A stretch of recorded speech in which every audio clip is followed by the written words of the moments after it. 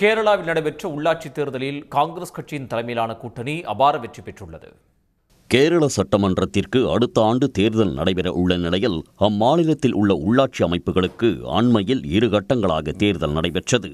மொத்தம் 1199 உள்ளாட்சி அமைப்புகளுக்கு நடந்த தேர்தலில் ஆளும் இடதுசாரி ஜனநாயக கூட்டணியை தோற்கடித்து காங்கிரஸ் தலைமையிலான ஐக்கிய ஜனநாயக முன்னணி பெரும்பான்மையான இடங்களில் வெற்றி பெற்றுள்ளது.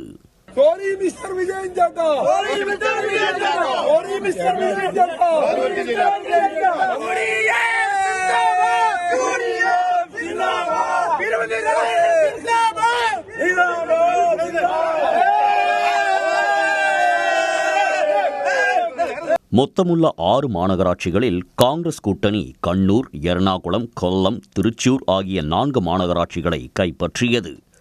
திருவனந்தபுரம் மாநகராட்சியை பாஜக கூட்டணி கைப்பற்றியது.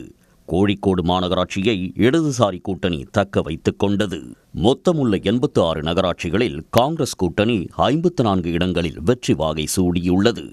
ஆளும் இடதுசாரி கூட்டணி 28 இடங்களையும் பாஜக கூட்டணி 2 இடங்களையும் கைப்பற்றி பின்னடைவை சந்தித்தன. இதேபோல் மொத்தமுள்ள 941 கிராம பஞ்சாயத்துகளில் காங்கிரஸ் கூட்டணி 504 இடங்களையும் இடதுசாரி கூட்டணி 341 இடங்களும் வென்றுள்ளன. பாஜக கூட்டணிக்கு 26 இடங்களே கிடைத்துள்ளன. 14 மாவட்ட பஞ்சாயத்துகளில் காங்கிரஸ் கூட்டணி 7 இடங்களிலும் இடதுசாரி கூட்டணி 7 இடங்களிலும் வெற்றி பெற்றுள்ளன.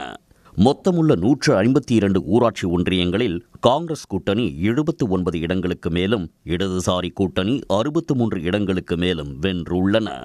அடுத்த ஆண்டு கேரள சட்டமன்றத்திற்கு தேர்தல் நடைபெற உள்ள நிலையில் இந்த உள்ளாட்சி தேர்தல் முடிவுகள் ஒரு முன்னோட்டமாக பார்க்கப்படுகிறது.